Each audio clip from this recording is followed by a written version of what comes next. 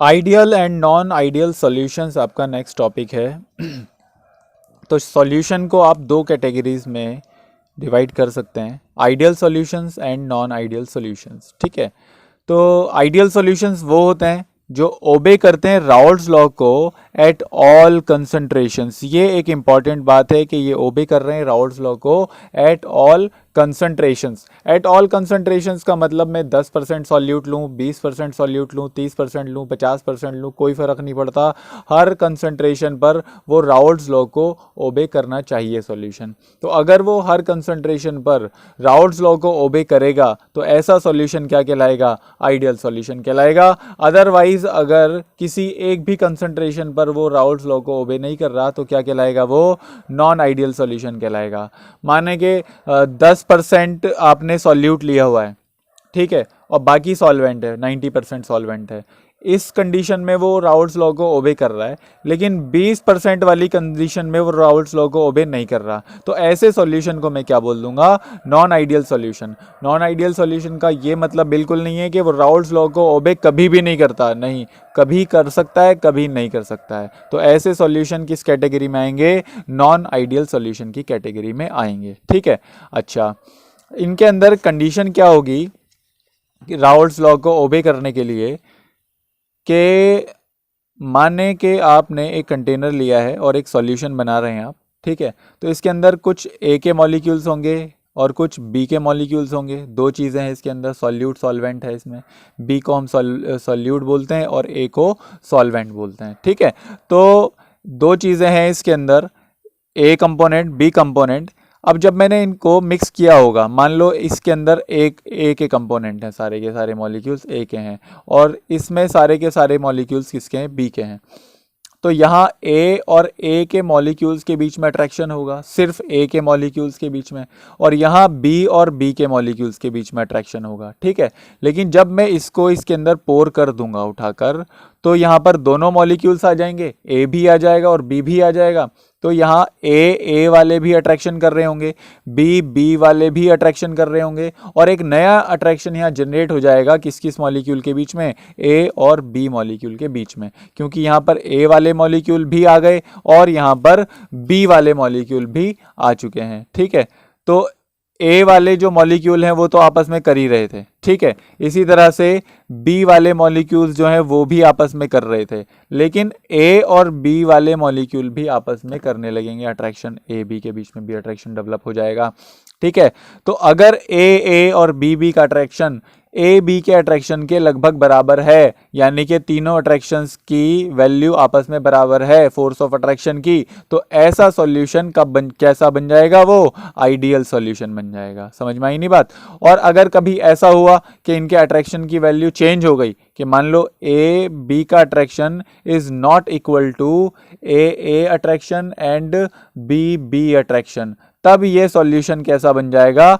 Non ideal solution बन जाएगा। ठीक है, ऐसा क्यों होता है, किस लिए होता है, ये हम आगे देखेंगे, लेकिन फिलहाल यहाँ पर ये समझें कि आइडियल सॉल्यूशन की कंडीशन क्या होती है कि ए का अट्रैक्शन बी का अट्रैक्शन बराबर होगा अगर ए बी के अट्रैक्शन के, तो वो आइडियल सॉल्यूशन कहलाएगा। लेकिन अगर ए बी का अट्रैक्शन बराबर नहीं है ए बी के अट्रैक्शन के, तो वो कैसा सॉल्यूशन कहलाएगा? नॉन आइडियल सॉल्यूशन कहलाएगा। ऐसा होगा कब कि ये अट्रैक्शंस बराबर आ जाएं? तो ऐसा तब होगा जब मॉलिक्यूलर स्ट्रक्चर ए का और मॉलिक्यूलर स्ट्रक्चर बी का लगभग सिमिलर हो। फॉर एग्जांपल, अगर मैं ए बोल देता हूँ ब्रोमो बेंजीन को, ठीक है, और बी बोल देता हूं मैं क्लोरो बेंजीन को, ठीक है, तो आप देखें इनके अंदर बिल्कुल सिमिलैरिटी है स्ट्रक्चर के अंदर, कि ये बेंजीन है, ये भी बेंजीन है, ये बस ब्रोमीन और क्लोरीन आ गए। तो स्ट्रक्चर तो मॉलिक्यूलर स्ट्रक्चर तो सिमिलर है ना इन दोनों के। तो अगर मॉलिक्यूलर स्ट्रक्चर सिमिलर होंगे तो क्या हो जाएगा? आइडियल सॉल्यूशन बनने के चांसेस ज़्यादा होंगे। लेकिन अगर आप ऐसा कर रहे हैं कि वाटर को डिसॉल्व कर रहे हैं बेंजीन के अंदर, तो वाटर का तो स्ट्रक्चर ये है, जबकि बेंजीन का स्ट्रक्चर ऐसा होता है, तो ये डिसॉल्व हो, तो अगर हो भी गया तो नॉन आइडियल सॉल्यूशन बना लेगा, क्योंकि इनके अट्रैक्शन बीच में, इनके बीच में अट्रैक्शन और इन दोनों के बीच में अट्रैक्शन इक्वल नहीं होगा। क्लियर है? तो यही दो कंडीशंस हैं आपकी, क्या कि आइडियल सॉल्यूशन के केस में ए बी बी का अट्रैक्शन लगभग बराबर होगा ए बी के अट्रैक्शन के, और इनका सेम मॉलिक्यूलर स्ट्रक्चर होगा, लगभग सिमिलर कहेंगे, सेम ना कहकर हम सिमिलर कहते हैं इसको, ठीक है, कि सिमिलर मॉलिक्यूलर स्ट्रक्चर होगा, ठीक है। नॉन आइडियल सॉल्यूशन के केस में क्या होगा कि ए बी बी का अट्रैक्शन बराबर नहीं होगा ए बी के अट्रैक्शन के। रीजन क्या होगा वो हम आगे देखेंगे, ठीक है, जबकि इनके मॉलिक्यूलर स्ट्रक्चर क्या होंगे, अलग अलग होंगे, तभी ये चीज आ पाएगी, ठीक है। अब आप देखें कि ए बी बी का स्ट्रक्चर जब ए बी के स्ट्रक्चर के अट्रैक्शन ए बी बी का अट्रैक्शन ए बी के अट्रैक्शन के बराबर है, तो कैरेक्टरिस्टिक्स में राउल्स लॉ ओबे करने लगेगा, और अगर राउल्स लॉ को वो ओबे करेगा तो ये फॉर्मूला राउल्स लॉ का ही तो होता है कि P A is equals to P not A chi A. हमने 1 पढ़ा था, यहाँ पर ए आ गया, क्या ही फर्क पड़ता है, 1 इज इक्वल्स टू ए दोनों सॉल्वेंट को शो कर रहे हैं, और 2 इज इक्वल्स टू बी दोनों सॉल्यूट को शो कर रहे हैं, ठीक है। किसी बुक में बी से सॉल्यूट को दिखाया जाता है, किसी में 2 से दिखाया जाता है, ठीक है। तो P A is equals to P not A chi A या एक्स ए, ठीक है। तो P A is equals to P not A X A is Raoult's law, तो राउल्स लॉ को ओबे कर रहा है। जबकि नॉन आइडियल सॉल्यूशन जो होंगे वो राउल्स लॉ को ओबे नहीं करेंगे, तो P A will not be equals to P not A X A, और P B is not equals to P not B X B, ठीक है।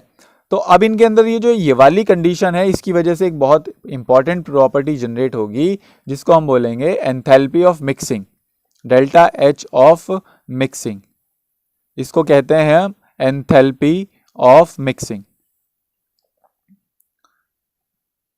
ठीक है। मिक्सिंग कर रहे हैं, तो मिक्सिंग करते वक्त ए और बी को जब आपने मिलाया तो डिसोल्यूशन हुआ, और क्या बन चुका है, इसका सॉल्यूशन बन गया, ठीक है। तो सॉल्यूशन बनने के बाद में हो सकता है कि कुछ एनर्जी रिलीज हो जाए, हो सकता है कुछ एनर्जी एब्जॉर्ब हो जाए, या कुछ भी ना हो। तो आइडियल सॉल्यूशन के केस में कोई एनर्जी ना तो एब्जॉर्ब होती है, ना ही कोई एनर्जी क्या होती है, रिलीज होती है। इसका रीजन क्या है कि जितना अट्रैक्शन ए के बीच में था और जितना अट्रैक्शन बी के बीच में था, उतना ही अट्रैक्शन ए और बी के बीच में है।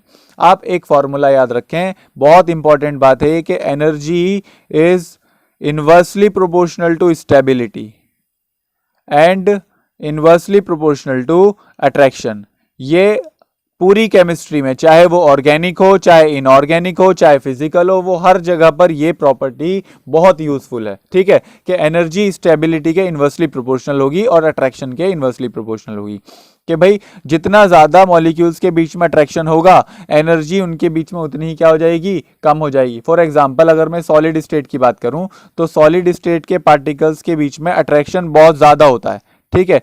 तो इनके बीच में अट्रैक्शन बहुत ज्यादा होने की वजह से ये मूव नहीं कर पाते, और अगर ये मूव नहीं कर पाएंगे तो इनके पार्टिकल्स के अंदर एनर्जी, इसका मतलब क्या हो जाएगी, कम हो जाएगी। तो सिंपल सी बात है, अट्रैक्शन ज्यादा था तो एनर्जी कम थी।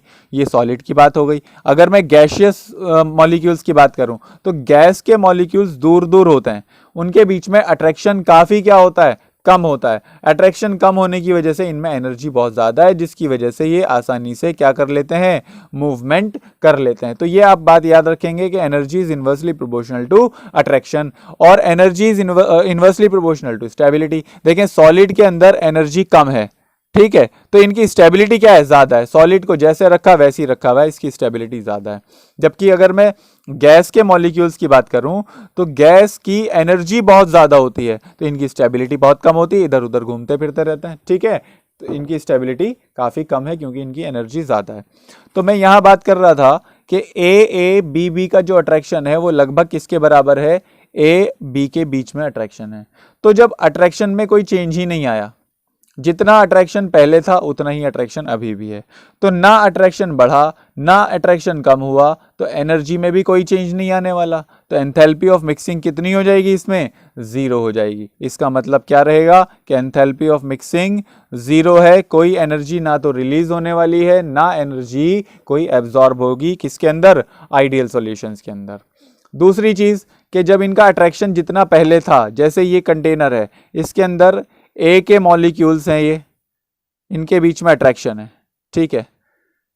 दूसरा कंटेनर, उसके अंदर बी के मॉलिक्यूल्स, उनके बीच में भी अट्रैक्शन है, बिल्कुल सेम अट्रैक्शन है, ठीक है। अब जब मैंने इनको मिक्स कर दिया, और ये मैं इसको अलग कलर से बना देता हूं कि ये बी वाले हैं, ठीक है, ये बी वाले हैं और ये आपके ए वाले हैं, ठीक है। तो ए और बी को जब आपने मिक्स किया, ये बी हो गया, और इसके अंदर आपने मिक्स कर दिया किसको, ए को, तो इनके बीच में भी अट्रैक्शन बिल्कुल सेम है। तो जब इनके बीच में अट्रैक्शन बिल्कुल सेम है, तो जितनी दूरी यहाँ पर इन्होंने बना रखी थी उतनी ही दूरी यहाँ पर बना रखी है, उतनी ही दूरी यहाँ पर बना रखी है। तो जितना वॉल्यूम इन्होंने यहाँ ऑक्यूपाई कर रखा होगा उतना ही वॉल्यूम यहाँ ऑक्यूपाई किया हुआ है, और सेम वॉल्यूम यहाँ पर ऑक्यूपाई किया हुआ है। तो मान लें अगर ये 100 ml है, ठीक है, और ये 100 ml है, तो जब इन दोनों को आपने ऐड कर दिया तो ओवरऑल वॉल्यूम कितना बन जाएगा इसका, 200 ml बन जाएगा। क्या समझ रहे हैं बात को? तो फाइनल वॉल्यूम कितना है, 200 ml है, और इनिशियल वॉल्यूम भी दोनों का कितना है, 100 + 100 200 ml है, ठीक है। तो चेंज कितने का आया, change in volume 200 - 200 that is equals to 0 ml, यानी कि डेल्टा वी ऑफ मिक्सिंग करने पर वॉल्यूम में कितना चेंज आएगा, कोई चेंज नहीं आने वाला, 0 चेंज होगा, ठीक है। तो ये प्रॉपर्टीज हैं किसकी, आइडियल सॉल्यूशंस की।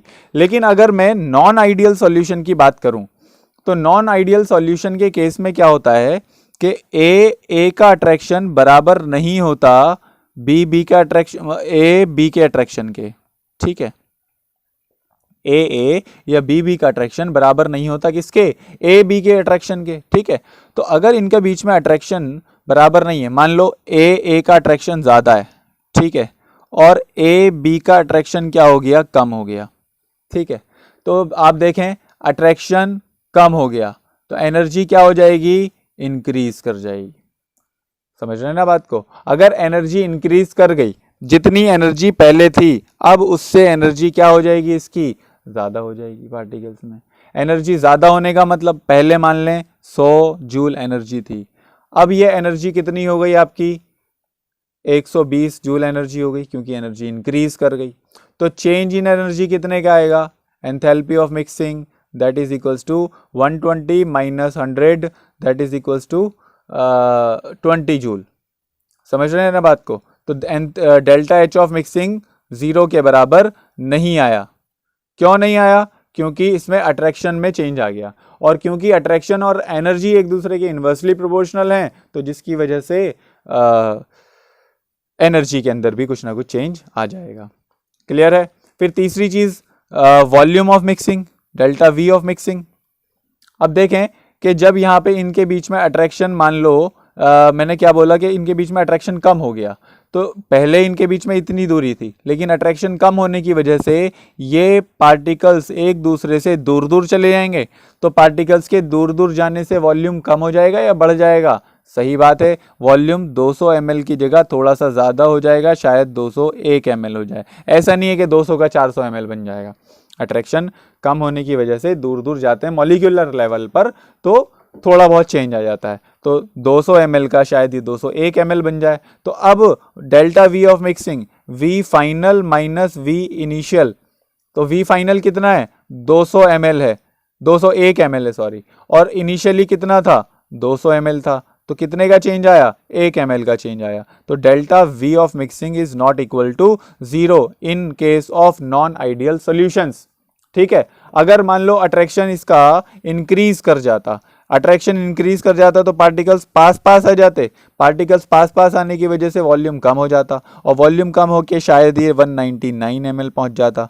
तो अब की बार v final minus v initial में करता तो 199 - 200 होता, और डेल्टा v ऑफ मिक्सिंग कितना आ जाता, इसका -1 आ जाता। तो यहां पर एक बात आपको समझ में आ रही होगी कि डेल्टा v ऑफ मिक्सिंग अगर 0 के बराबर नहीं है तो या तो वो पॉजिटिव होगा या फिर आपका कैसा होगा, वो नेगेटिव होगा। ठीक है, तो delta V of mixing positive भी हो सकता है, नेगेटिव भी हो सकता है। कौन से सॉल्यूशंस के केस में, नॉन आइडियल सॉल्यूशंस के केस में, जबकि आइडियल सॉल्यूशंस के केस में ये किसकी कितने के बराबर रहेगा, 0 के बराबर। ठीक है, तो ये सारी बातें जो हमने पढ़ी हैं ये एक बार यहां देख लें। कैरेक्टरिस्टिक्स, आइडियल सॉल्यूशंस की क्या कैरेक्टरिस्टिक्स हैं कि वो राउल्स लॉ को ओबे करते हैं, तो P A will be equals to P not A X A, P B is equals to P not B X B.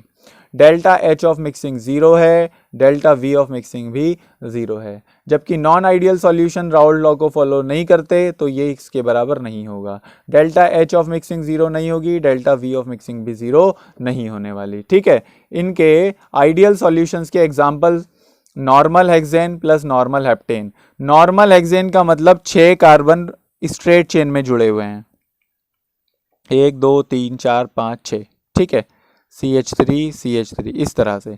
और एन हेप्टेन में क्या होगा, स्ट्रेट चेन में 7 कार्बन हो जाएंगे, 3 4 5 6 7। तो दोनों का आप मॉलिक्यूलर स्ट्रक्चर देखें तो बिल्कुल सेम है। ठीक है, तो इस वजह से ये आइडियल सॉल्यूशन बना लेंगे।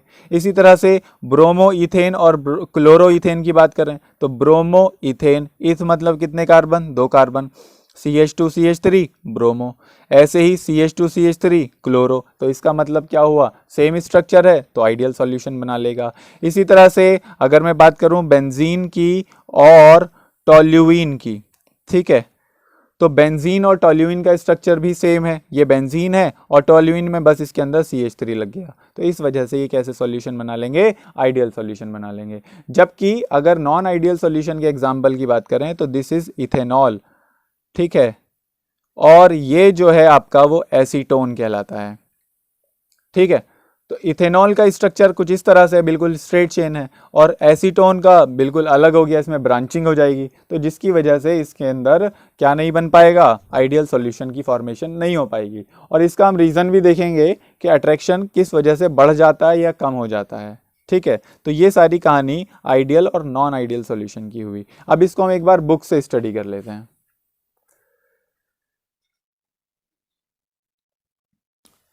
Ideal and non-ideal solutions. Liquid solutions can be classified into ideal and non-ideal solutions on the basis of Raoult's law. Raoult's law के हिसाब से दो तरह के हो गए, ideal solutions and non ideal solutions. ठीक है, तो आइडियल सॉल्यूशन को स्टडी करते हैं। The solution which obey Raoult's law over entire range of concentration are known as ideal solutions. तो मैंने क्या बताया था कि पूरा किसी भी कंसंट्रेशन पर वो फॉलो करेंगे राउल्ट्स लॉ को, ऐसे सॉल्यूशन क्या कहलाएंगे, आपके आइडियल सॉल्यूशन कहलाएंगे। The ideal solution have 2 other important properties. क्या प्रॉपर्टीज हैं, enthalpy of mixing of pure component to form solution is 0, delta H of mixing 0 होती है। ठीक है, इसी तरह से volume of mixing is also 0, delta V of mixing भी कितनी होती है, इसकी 0 होती है। ठीक है, क्या मतलब हुआ कि डेल्टा एच ऑफ मिक्सिंग 0 होने का ना एनर्जी एब्जॉर्ब होगी ना एनर्जी इसके अंदर से रिलीज होने वाली है। ठीक है, it means that no heat is absorbed और evolved when the components are mixed. ठीक है, तो ना हीट एब्जॉर्ब होगी ना इवॉल्व होगी, क्योंकि अट्रैक्शन के अंदर कोई चेंज नहीं आया। अट्रैक्शन में कोई चेंज नहीं आएगा तो एनर्जी में भी कोई चेंज नहीं आएगा। E is inversely proportional to attraction. Attraction में कोई चेंज नहीं आया तो एनर्जी में भी कोई चेंज नहीं आएगा। ठीक है, एट मॉलिक्यूलर लेवल, यहाँ से also volume of solution would be equal to the sum of volume of 2 components. Components का वॉल्यूम 100 ml लिया हुआ था हमने। ठीक है, तो टोटल सॉल्यूशन का वॉल्यूम कितना आना चाहिए, 200 ml आना चाहिए, इनके सम के बराबर आना चाहिए। ठीक है, डेल्टा वी ऑफ मिक्सिंग कितना आएगा, 0 आ जाएगा इसका। इसी के साथ आगे चलते हैं। At molecular level the ideal behaviour of solution can be explained by considering 2 components A and B। 2 components ले रखे हैं। In pure components, the intermolecular attractive interactions will be of type AA and BB। जब ये pure थे, सिर्फ A के molecules इसमें होंगे तो AA अट्रैक्शन होगा और सिर्फ B के मॉलिक्यूल्स इसमें होंगे तो सिर्फ BB अट्रैक्शन होगा। ठीक है, whereas in binary solution, in addition to these 2 interactions A-B type of interaction will also be present. जब आप इन दोनों को मिक्स कर देंगे तो A-B को भी अट्रैक्ट करने लगेगा। ठीक है, तो वहां पर A-B टाइप ऑफ इंटरेक्शन भी आ जाएगा। If the intermolecular attractive forces between AA and BB are nearly equal to those between AB, this leads to the formation of ideal solution। जो मैंने आपको इसकी कंडीशन बताई आइडियल सॉल्यूशन की कि AA और BB का अट्रैक्शन लगभग बराबर होगा AB के अट्रैक्शन के बराबर। ठीक है, आगे चलते हैं। A perfectly ideal solution is rare. Perfectly ideal तो दुनिया में कोई भी चीज नहीं होती है, ठीक है। तो a perfectly ideal solution is rare but some solutions are nearly ideal in behaviour. जैसे एग्जांपल्स मैंने बताया आपको, normal hexane and normal heptane, इसी तरह से bromoethane and chloroethane और बेंजीन एंड टोल्यूइन के सॉल्यूशन जो होंगे ये सारे आइडियल सॉल्यूशन की कैटेगरी में आएंगे। ठीक है,